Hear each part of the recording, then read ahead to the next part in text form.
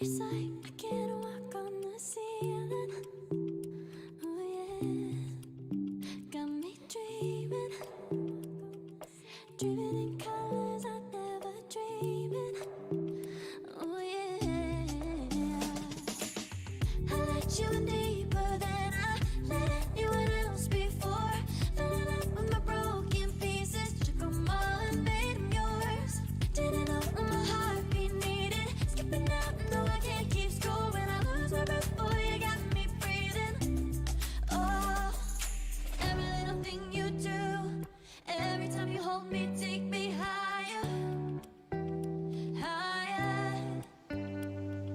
Every little thing you do, every time you hold me, take me higher, higher. Oh,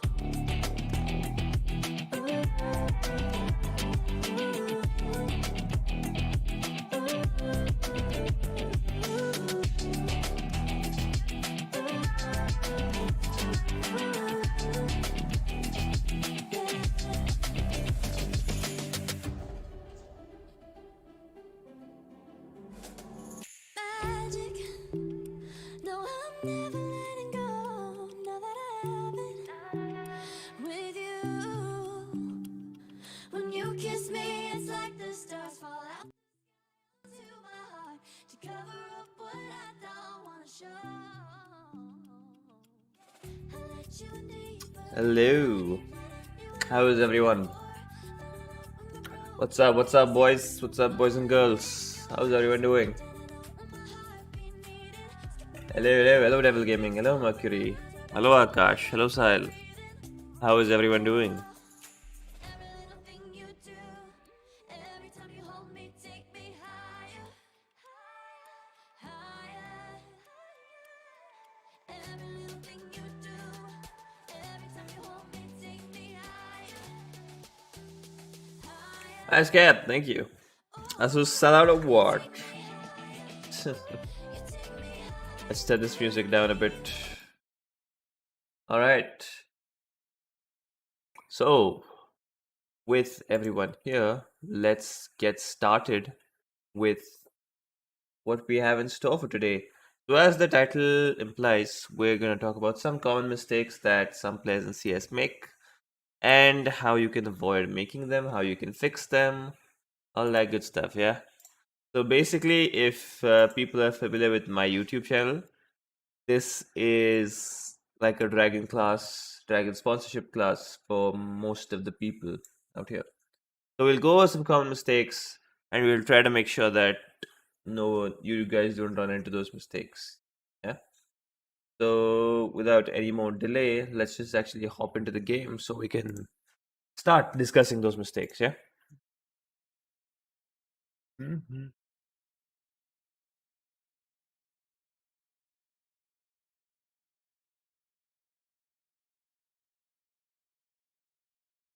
Nice Captain. Do you rap too, sir? Of course, Tanishq, every day.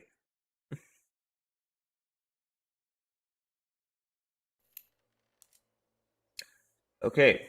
So the first concern or mistake that people do that I've seen, right? We'll go from priority wise. Is people always think that when you play this game, it's very important that you change your video settings and make sure that you play on 4:3 and some resolution like 1024 and 1280 because the pros do it, right? But nothing could be farther from the truth. The reason why pro players actually use a lower resolution and have stuck to a lower resolution is because back in the days of CS 1.6 and CS Source, that was the only available highest resolution that they could play on, where they wouldn't have issues such as screen tearing, where they wouldn't have issues such as going onto other PCs and not being able to replicate that same resolution. Because you have to understand that back then, monitors were mostly CRT monitors, or they were just those plain LCD monitors with a very low refresh rate. So, to get the maximum performance out of their PC as well as their monitors, they would stick to 4:3 resolutions. Right? There were also these square sort of monitors that people would get. It was not always widescreen. So, you have to keep that in mind. Now, if you're just starting out CSGO and you have no prior experience with any other Counter-Strike game and you haven't played in any resolution before, if your PC allows for good FPS with 16:9, I would recommend you use this and try to stick with whatever resolution you've played with for the longest time. Because whenever you play with the resolution that you played for a longer time, you will automatically start playing better. It's not about how 4:3 will make you a better player. It's not about how it will increase the head size and make it easier for you to hit. None of that takes into account because even if the head models are fatter or whatever, the view models will actually get faster in a stretched resolution. It'll look very faster and you have to move a lot more. And your mouse, basically, you'll have your left and right movement will be more than up and down because of how stretched resolution works. So if you're just starting out, make sure you use a 16:9 resolution because you can see more in that. It's better. And the worst case scenario when you can't use 16:9 because your FPS drops, those are the times that you should think about using maybe 4:3 or 6:10 or some of the lower resolutions. Yeah. So don't break your head about the resolution. Use whatever you want to that gives you good FPS and can help you see the enemy properly. Okay. So that is the basic concern that I get with the resolution. So fix that common mistake, get it out of the way. Next thing, when we jump into a game, let me just open a server.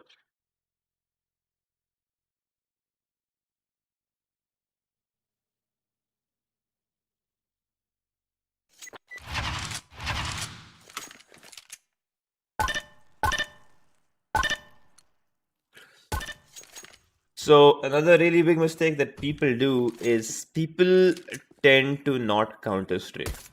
What is counter strafing firstly? Counter strafing is basically when I'm moving like this and I stop instantly to stop my momentum and make sure my shot is accurate.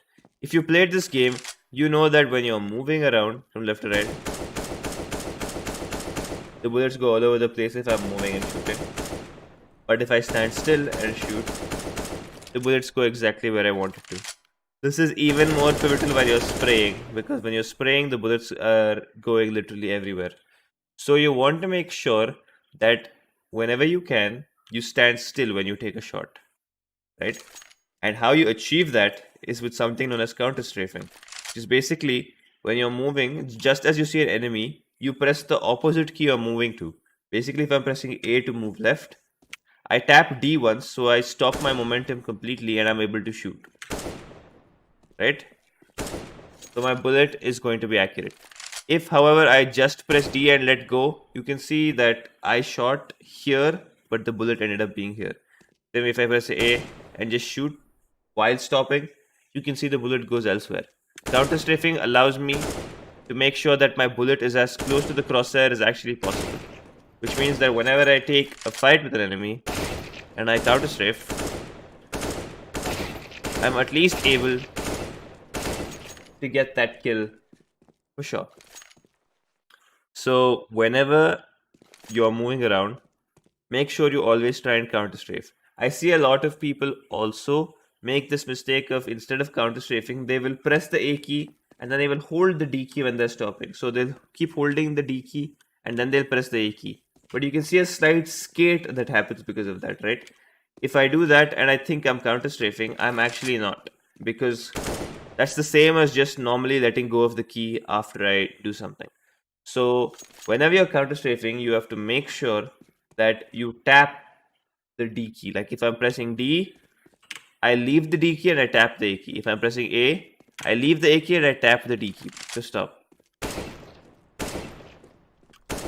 So I am the most accurate version of myself while standing, right? So make sure that whenever you're taking a fight, if you're moving around, try as much as you can to move with your A and D keys and then press the other key to make sure you stop in time and you're able to get the kill. Very simple stuff. Now, counter strafing is one thing, but now let's talk about some other mistakes that people do is, hey, what's a wide peak and what's a jiggle peak? And why should I wide peak, when should I wide peak, and why should I jiggle peak, and when should I jiggle peak. So let's talk a little bit about that so that you guys get a basic idea about what's good and what's not. Let's get in and get out, okay? Okay, and here we bloody go. So this is Inferno, and Inferno is a very commonly played map. The reason I picked it is because it's one of the most commonly played maps. It's one of people's favorite maps while playing Pugs.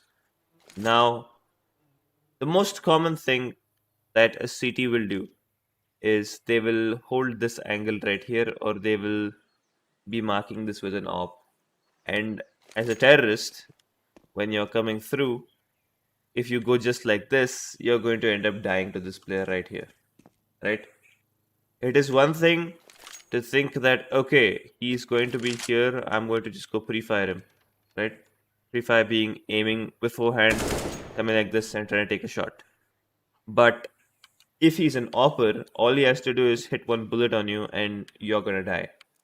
So in instances like this, or in any instance where an enemy is marking an angle, let's say an enemy is marking this angle and watching down here, or an enemy is marking this angle and watching down here, or if an enemy is marking this angle and watching down here, right? In all these cases, whenever I'm not sure about where the enemy is, but I want that info about where he's going to be, I do something called a jiggle peak. A jiggle peak is nothing but you get close to the wall, not super close that you can't see anything, but as close as you can, and then you press D and A. Remember, like how we counter strafe, but in counter strafe we stop here, but in a jiggle peak we'll come back all the way, right? So making sure you just jiggle that and you come back. A jiggle is basically a very small movement. So you jiggle, you spot it, and he's not able to kill you. You can additionally also try doing it from farther away after you get better at doing it from close. From close, it feels a little bit more intuitive and realistic. So you're able to get some information by doing this, right? So make sure that whenever you peek around corners, if you want to gather information about where he is, you jiggle peek. After you get a little bit good at this, maybe you can also try including some movement inside it to jiggle peek, because sometimes if the opponent is fast enough, they will be able to kill you on a jiggle peek. So what people will do is they will do this jump spot jiggle peek, which is basically jump around and like come back like this, which it makes the enemy very confused and it makes it a harder shot on you. So consider doing that after you get the hang of how to do a normal jiggle peek, right? Now, what a wide peek is basically when you know exactly where an enemy is. You want to make sure that you capitalize on that opportunity to get a kill, right? Now, if you try to peek into an enemy like this, like how you jiggle and kill, if you miss your first few bullets and this guy has op, he will be able to kill you if he has a sniper rifle, or even if he has the right positioning with the gun and he's crouched or he's standing and you don't know, he'll be able to kill you. This is where a wide peek comes in, where instead of just peeking this lane and this narrow an angle yourself, you will do something where you will get close and you will peek wider so that their crosshair, which is trained along this line, will have to adjust to try and kill you, and they have a narrower angle to adjust, and you are able to kill them. Whenever you have to peek an angle for sure where there's an enemy, it's most of the time good to do a wide peek. If an enemy is holding here, it's good to do this sort of wide peek when they're holding an angle like this. So they'll be holding this, but your peek will be coming in here. So in very simple terms, you jiggle peek for getting information, and you wide peek after you've got the information to 101% get the kill. The information could be in terms of some footstep that you hear of the enemy. It could be because your teammate called it out. It could be because your teammate just died in front of you because you were baiting him. Yeah. So whenever you peek, make sure that you think about why you're doing this peek and what are you trying to get out of it. Yeah. Sometimes it's okay to wide peek in areas where you don't really know exactly where they are, but you can assume that they're there. Such as whenever I'm supposed to peek this area right here and peek the player who's here, I will not jiggle peek this and then peek it, because it's not worth it. it's more important that even if I do wide peek, there's going to be nobody else who can kill me. So there's no need for me to jiggle peek. Whereas here, if I do wide peek it like this, sometimes the enemy might be standing in this line here and he might be able to kill me. So in instances like this, I'll maybe do a jiggle or I'll maybe do a jump spot or something like that to make sure that I am able to get more done. Okay? That's the difference between a wide peek and a jiggle peek and when I should be doing them. All right. We have done 20 minutes of this, so let's just take questions from the audience for 2 minutes and interact with the audience. भाई आज teammates की B वाली stream कब होगी? I have no idea what you're talking about, Aditya.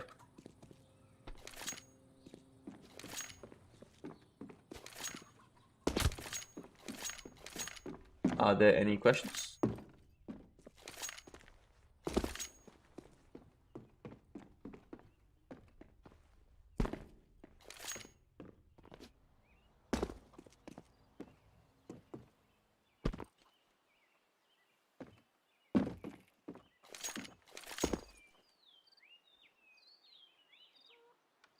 How to get good with Scout? Basic mid smoke. Close to wall jiggle और दूर में क्या फर्क रहता है? I will get to that, Tanishq. That's later part of what I'm going to be explaining. Looking at it in the snapback, make it permanent. How long should we hold angle in respect to CT or T? With respect to CT or T, how long you should hold the handle is entirely dependent on what time is there on the clock, plus what you're trying to get done, plus what utility you have. You know, it's not like an easy answer, like hold it for 5 seconds all the time, man. It's hard to answer those sort of questions. Actually, let's do this. I was meaning to answer questions related to the topic that I just asked, guys. I think I'll keep questions towards the last 10 minutes, yeah? Last 10, 15 minutes. Because otherwise people just gonna ask like how to do this, how to do that. And it'll be a tangent from the lesson I'm trying to give. We're trying to fix common mistakes, not trying to show everything and spoon feed everybody, yeah? Let's finish with that first.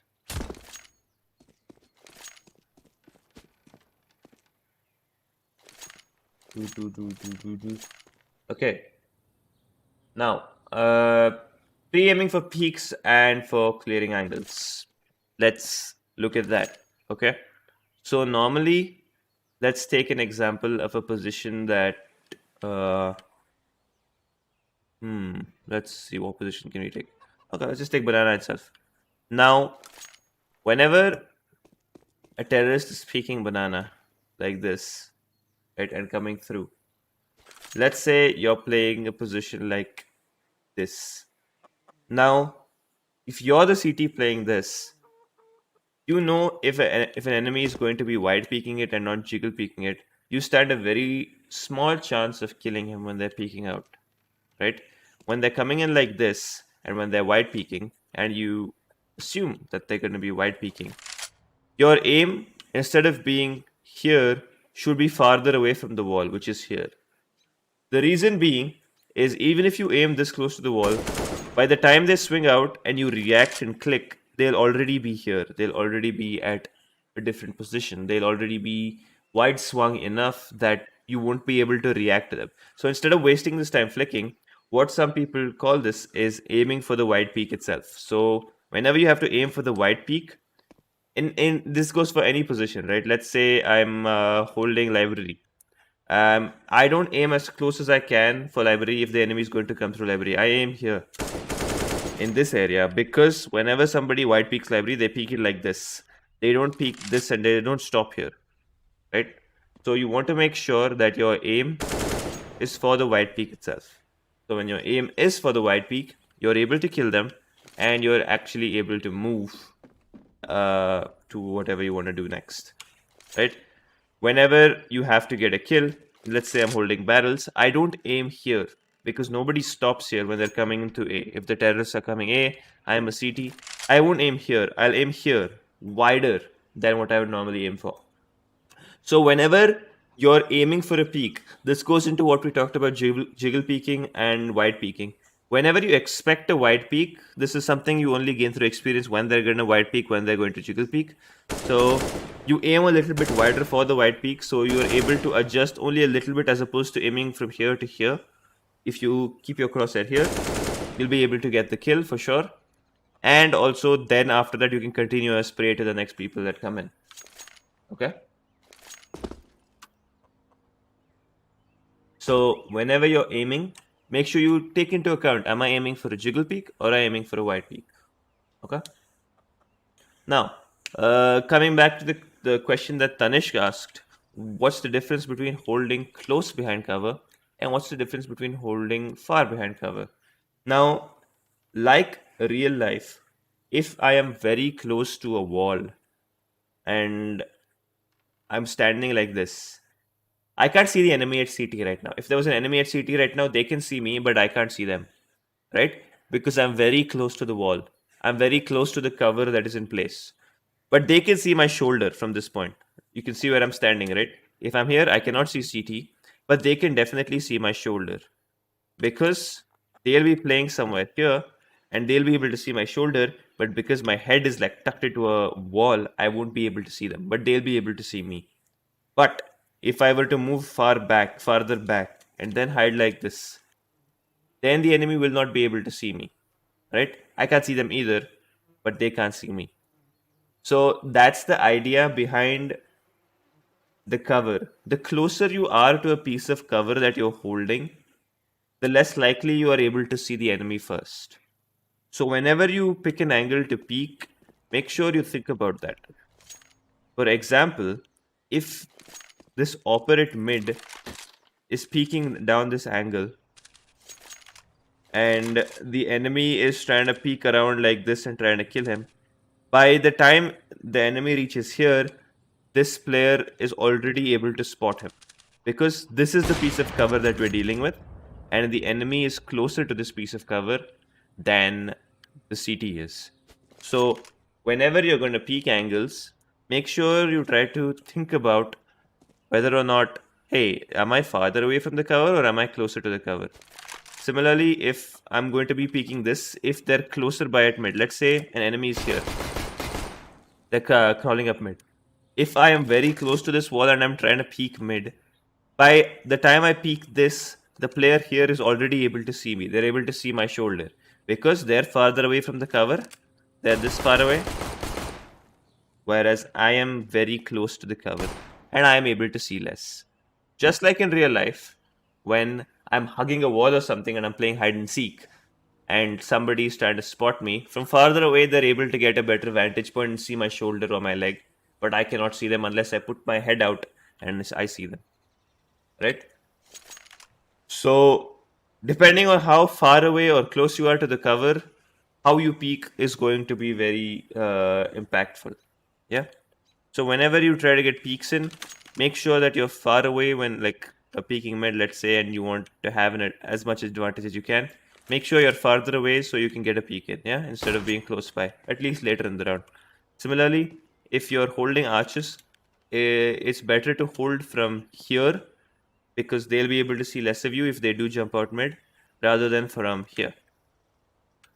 This is just examples for different maps and stuff, right? Similarly, if you want to peek broken wall, some people peek it from here, but if you want the highest advantage to peek it, you'd want to peek it from here, right? Or at least from here if you want to peek broken wall instead of hugging the wall and peeking it. So whenever you peek like this, you will stand at a better advantage with more to gain. Okay? Now, let's see the next part. Another common mistake that people really do, I've seen, is let's say a fight is happening at Banana. The CDs are coming in, they're throwing their Molotovs, they're throwing this deep Molotov, they're smoking off deep right here, all that, and you're here, right? And you've just taken a fight with an enemy who was trying to like fight you, and they've taken some points of damage. And let's say you're here fighting, they've taken the fight here and they've fallen back here. I see a lot of people do this where after a fight is instantly taken, what they'll do is they'll pull out a nade or they'll pull out a molly or something and think like, oh, they're taking some damage, they're not going to peek at all. and then they'll try to throw some Molotov, or they'll try to throw a nade, or some piece of utility, or even sometimes I've seen people throw flashbangs right after they've taken a fight here and it's not gone exactly in their way. Maybe they've dealt like 50 damage and they're confident that, hey, if I nade them, I'll kill them. But think about it like this: whenever you pull out a nade or whenever you pull out a molly and you're trying to punish something, it is a lot of time that you waste, which the enemy can exploit. So I've taken a fight, let's say, and I instantly pull out my nade, okay? 0, 1, 2, 3. And then by this time, by these 3 seconds where the nade is thrown and it explodes, the enemy is 1, able to peek you and kill you because you have that gun pull out animation. Number 2, you haven't dealt as much damage to them as you think they have, so they're still able to peek you and kill you. Or number 3, your nade is useless and you've just let them escape because of the fact that you've thrown the nade. So here's my advice: whenever you take the fight with somebody and whatever you do, make sure that you do not instantly pull out your nade and try to throw it and then try to punish them. Make sure you clear the fight properly, make sure you push them back completely and you're confirmed that they're pushed back, and then you can think about maybe throwing a nade later. But if that fight has failed with a gun, that was your best bet. Don't try to nade it and try to kill them or try to take them down with you as they die. Make sure you keep your gun out. Your gun is valuable. It's important in CS to get the kill before you throw some utility. So make sure you use your utility and try to win the round by throwing your utility later from a safe position. When you're in a safe position, hidden from the enemy, then you can throw your utility. When you know for a fact that from spawn, when you throw it like this, they won't be able to reach there and kill you while you're throwing it, then you can pull out your utility. Basically, make sure you pull out your utility only and only when you're safe. Okay? Always choose a safe angle to throw your utility, whether it's a smoke, flash, nade, whatever. Make sure you're safe when you throw it. Don't throw it in the middle of the open. Okay?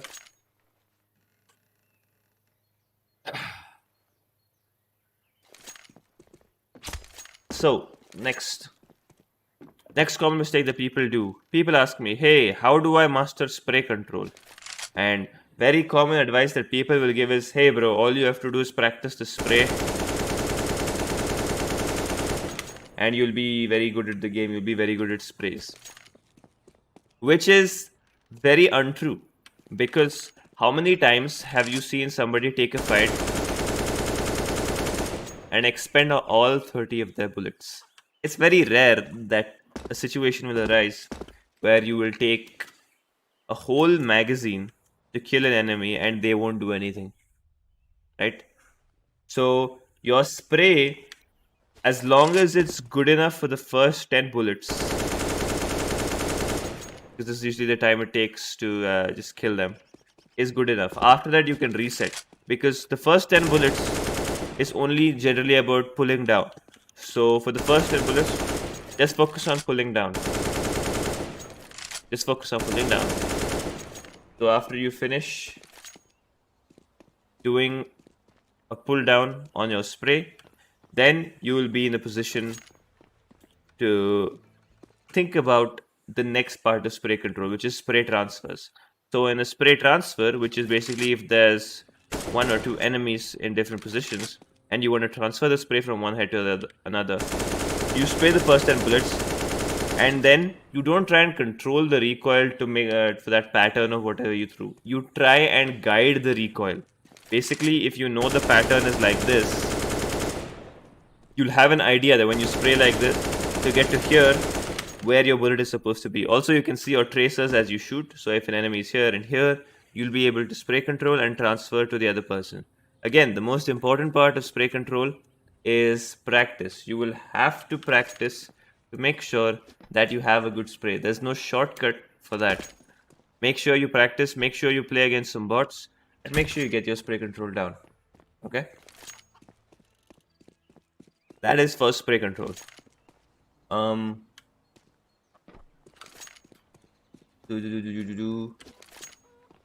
Let's do two more things, and then we can start with the questions. Yeah. So, another common question that people ask, and another common mistake that people do, is a left eye peek versus a right eye peek. Now, let's see. Let's see if I can do this third person. Okay, yeah. So, as you can see, when I do it in third person, you can see that the body is always placing the gun on the right shoulder, right? Whenever a gun or whenever you're holding any weapon, the camera side is always towards the right side of the view model rather than at the center. It's not a center game. It's not Valorant. It's not like you're a camera with a gun holding in front of it, right? You're an actual person. This is trying to mimic the positioning of an actual person. So when you look at it in third person, you can see that peeking from using your right side of the eye, you will be able to peek this much while hiding half of your body, right? So you'll be able to peek this much hiding the right side of your body. But if I were to peek similarly with my left side, more of my body will stick out because my gun has to be pointed outward, right?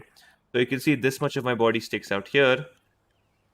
Whereas at this point, I don't have to stick out a lot of my body. I only have to stick out half of my body.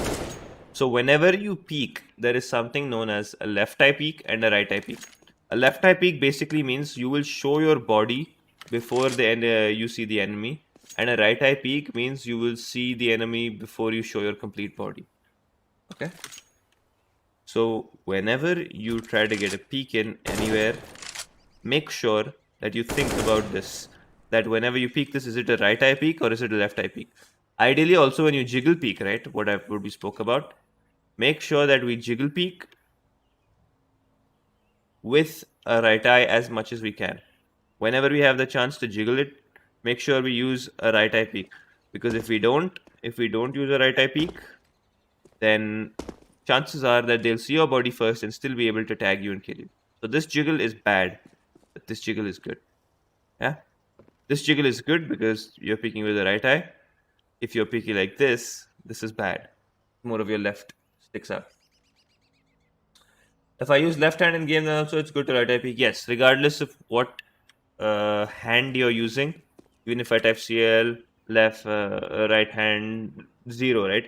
It's not like the view model will change the position of the gun just because you changed your hand for what you view, right? So regardless of what hand you use, make sure you change the way you peek. Like this is a bad peek. Jiggle at apartments as well. It's harder to do. This is also a hard thing to do. If you want to peek middle like this from T-slope, this is good, right?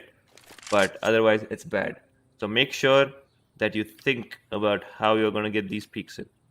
It's also okay, but because this is a slope here, sloped wall, it's a little bit more worse.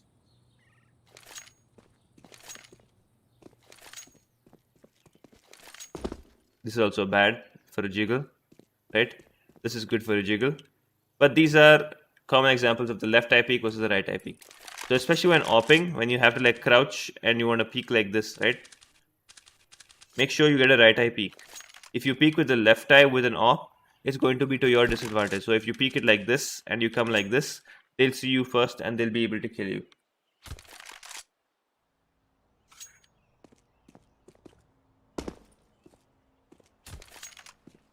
Okay, let's go to the last point. Let's make it first person again.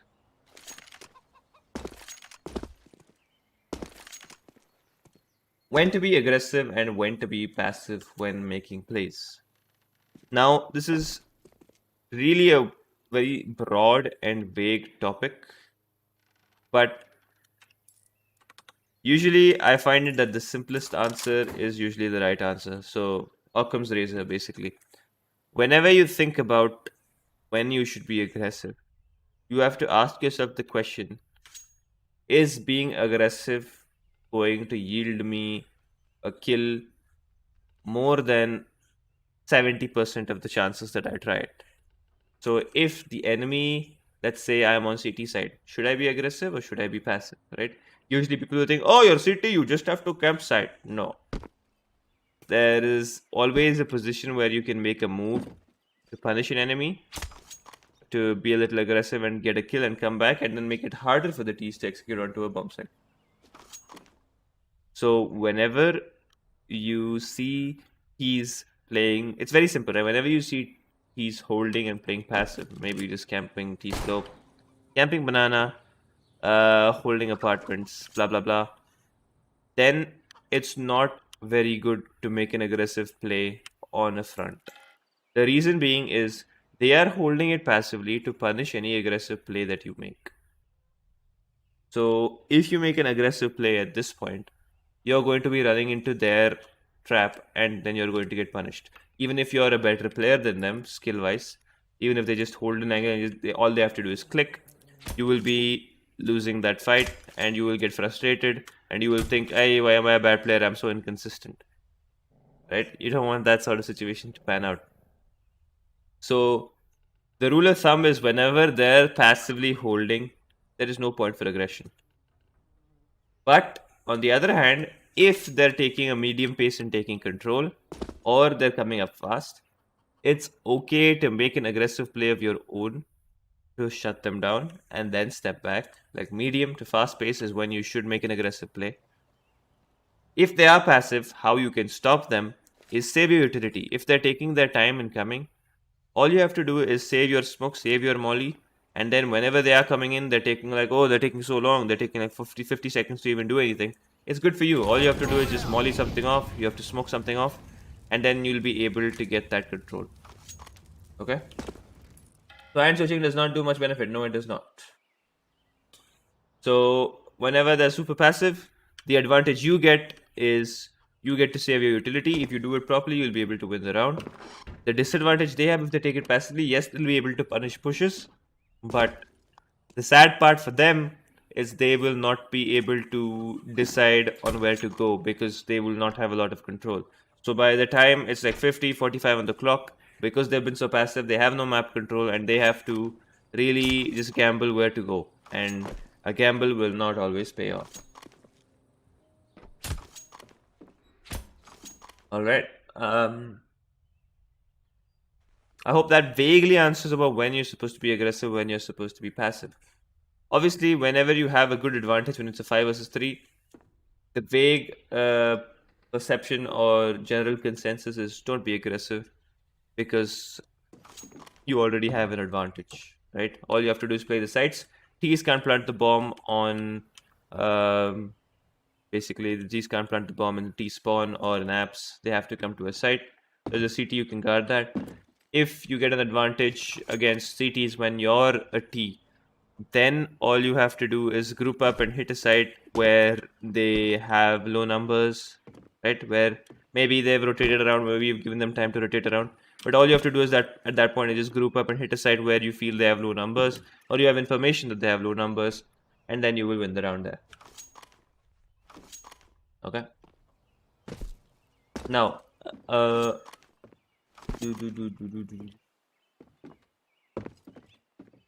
next, which pro to watch and why? Now, I hear a lot of people who are like, hey, how do I improve? And I tell them, hey, bro, you should probably watch some demos or learn how to play this position. Look at a better player play so you have a better idea about that position. Now, the common mistake that people do is they will watch people, yes, maybe, but they will watch people like Simple or Zaiwu or Device, and they'll push for a lot of these tier 1 players who are actual beasts in the game. Now, granted, there might be some things you can pick up from some of those players as well on how to play, but you have to actually separate the wheat from the chaff and think about what player should I watch who's actually used his hard work and practice and put in the effort to actually get to the level he is, and not somebody who is sort of blessed with some skills who's sort of like, I don't know how to put it, who's good at the game instinctively, who has worked hard, yes, but has a playstyle that is not mimicable. When you look at players whose playstyle you can't mimic, you will not be able to learn as much as you would if you watch a player who maybe he doesn't have a lot of skills, but he still is helping out his team somehow. So watching players like, for me, if in the tier one scene, people like Blamef or people like Config, right? Config, although he's a really good aim star as well, he still has a lot of effort that he has put in to actually grow with his team, right? Or from if I want to watch, I'll watch Carrigan. Players who have put in the effort to get to where they are, who are not necessarily blessed with whatever skills that they have, even Apex maybe, or NBK. Players like this, players like RPK as well, who put in the effort to grow as individuals as well as a team, but they know that hey, we're not like the best of the best, or we're not like the best players ever, but that's fine as long as our team wins. So those players, when you watch them, you'll be able to get more insight, more info about how you can play a position better, right? So most common mistake people do there is they'll watch like the really aim star players and they think like, yeah, let me also do this, which is not the way we should go if you want to improve in the game. You should try and look at. I'd suggest you actually watch a tier two demo, something like Copenhagen Flames or Tricked. All of the demos you can find on HLTV, hltv.org, and watch them play your position that you want to learn, and you will get a better idea about what utility you can throw, how you can position yourself, at what timings they do rotations, all of that stuff you can observe, analyze, and adapt into your own game. But with that, that is basically uh, the few common mistakes that I wanted to show that people do that I want you guys to avoid. Now, if anybody has any questions regarding whatever I spoke or just in general, I'll be happy to answer it. So now you can shoot.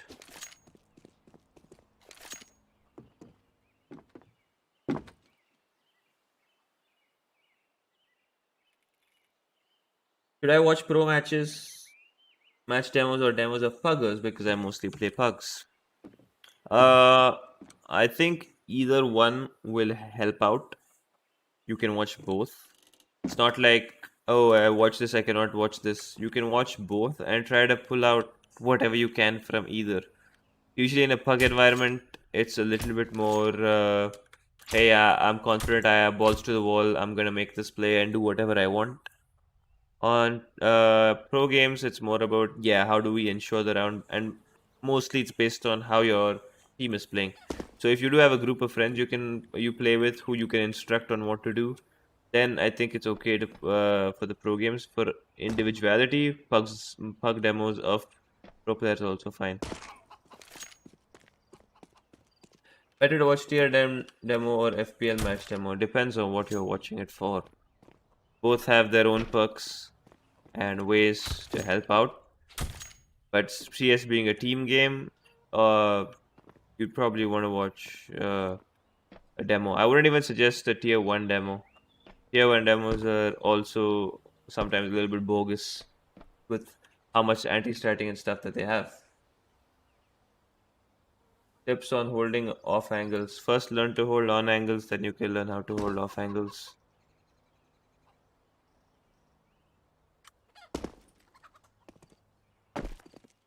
First get an idea about how and what makes an angle good and on angle, and then you can think about off angles. Again, the common mistake is people aim too close to the wall. Just aim for the wide peak. Whatever angle you choose, off angle or on angle, just aim for the wide peak. You hold an off angle to punish a wide peak, and if you don't aim for the wide peak in an off angle, then GG.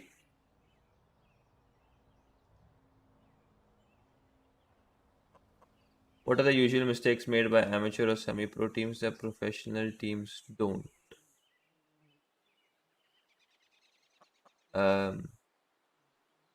Let's see. There are lots.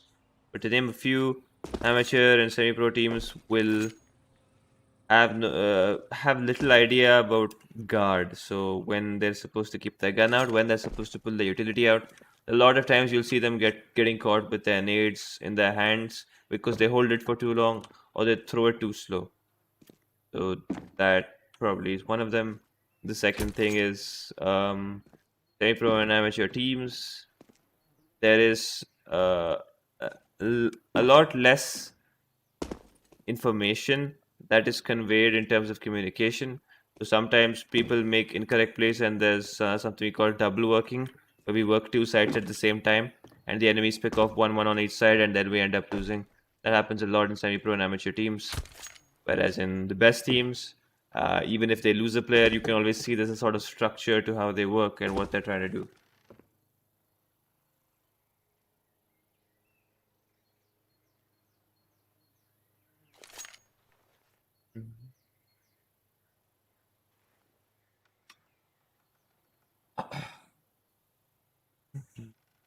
How to decide on what role to play? Can it vary from map to map?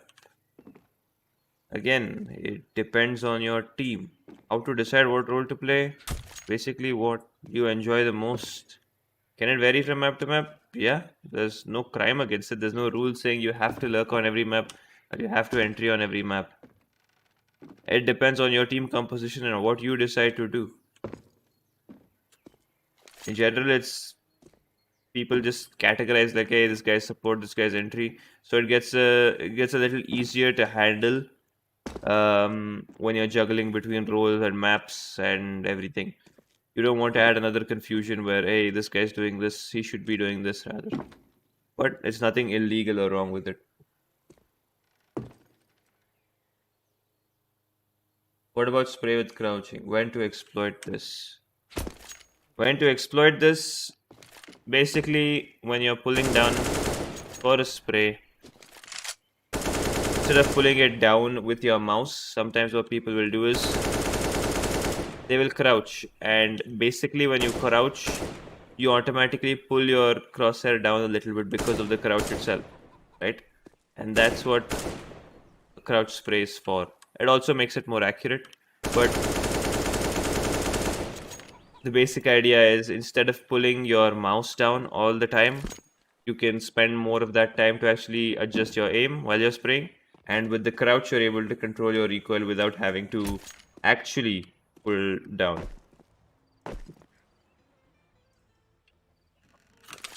Which part should beginners practice more, movement or aim? For a beginner, you should work on both, my friend. You have to know how to run around the map and know what's there on each part of the map, such as, oh, I can't move like this because there's a bench here. Understanding that. And going through library, knowing where you can stand, where you can't stand, knowing where to hide, where you can't hide, as well as being able to maneuver around the map in a very fluid fashion. And of course, you have to kill the enemy to win the round. So aim is also important. So it's important to work on both these things simultaneously. There's no, oh, I should practice this more and that less. Is bee hopping beneficial? Bee hopping will help you get a better grasp about your movement and your whereabouts, and when you're moving around corners and trying to like strafe into angles, right? Bee hopping will help you make movements such as this to get as fluidly as you can to the position you want to get to, fast as you can, right? So bee hopping, to some extent, just bee hopping, where you talk about just moving around like this, it's very hard to do. But the principles of bunny hopping, which is not strafing while you're in the air, will help you get to positions a lot faster and make your movement a lot more fluid, which might help you maybe sometimes win out a clutch situation, which might help you position yourself better in a shorter amount of time. So it's not just like, hey, bee hopping, I'll be bee hopping the whole map. It's more about, with bee hopping, you will learn how to move your mouse and keyboard fluidly so that you get the max out of your movement. How to practice counter strafing? By pressing D and A and shooting. Neil, I just explained everything. I'm not sure if you were here. How to read opponents more efficiently in pugs. I wish I knew that myself, my friend. It's a pug for a reason. You can't always read your opponents. It's going to be very hard to do. So I would recommend you don't worry about that and just look out for the information during the round about where they're positioned and what they're playing in the current round instead of reading into what they were doing the last round.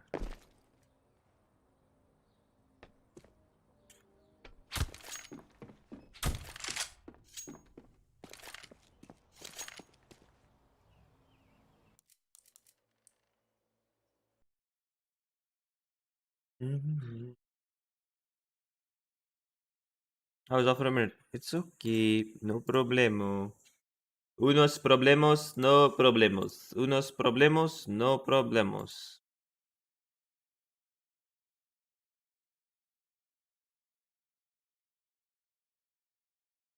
Unos problemos, no problemos. Unos problemos, no problemos. You know?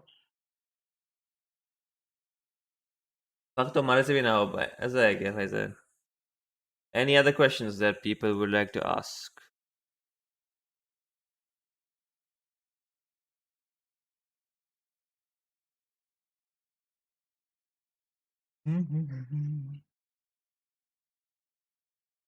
Are you ending the session?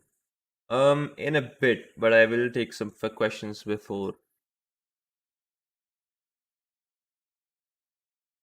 Looking awesome. Ah, thank you. Best luck for today's GSL. Thank you so much.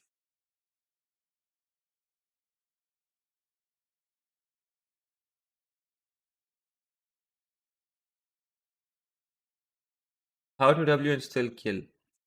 Make sure you use an SMG, my friend. How to practice more efficiently as a team?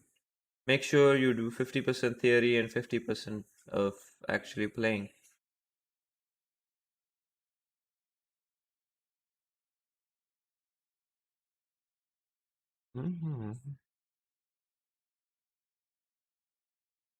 Will there be more classes like this? I am not sure, but maybe. How to set team coordination? You could try watching a demo with your whole team and analyzing another pro team that plays together and thinking about how you can work with somebody. And also, after you finish your practice, having a recorded demo where you all view your demo together and then decide, "Yeah, okay, we did this wrong, we did that wrong, we should probably do doing this." Any good TV say you face against that have potential to grow? Probably Tiger.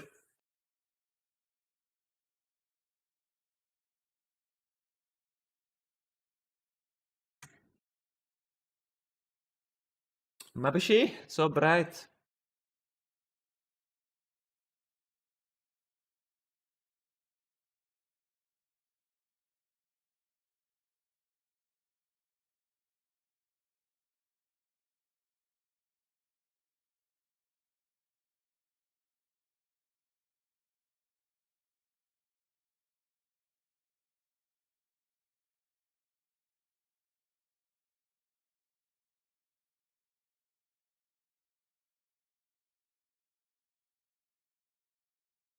Thank you, sir, for spending good and to good luck for yourself. Thank you.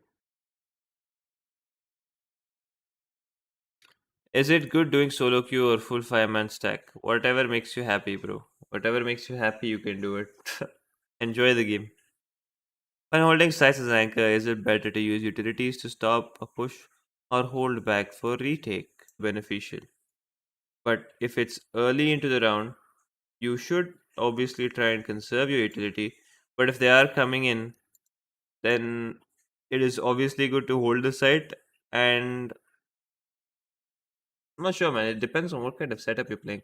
If usually you're alone towards the site and you have no other support helping you, then it does not make a lot of sense to actually take a fight. But if instead, what was that F? Oh. Okay, let me just repeat what I was going through with Jayant. So basically, if you're alone towards the site, maybe it makes sense to play retake sometimes. If they have lower numbers, it makes sense to like block them and shut them down and have your buy time for your teammates to come in. But you can do all of that as well. Just make sure the quality of an anchor is making sure that you get killed safely and stay alive, making sure you buy enough time for enemies to be held back and for your rotation to come in, and also making sure you have enough to retake, making sure you have enough control to retake. What is better, what is not, there's nothing like that. Whatever helps you win the round in that scenario is what's going to feel better. There's no this is better than this. It differs from different maps, differs for different sites. You know, some sites are retakeable, some sites are not. On Dust 2, it's important to just anchor and punish as many as you can and then stop them while your teammate rotates. You can't play outside and play retake on B because it gets very, very hard.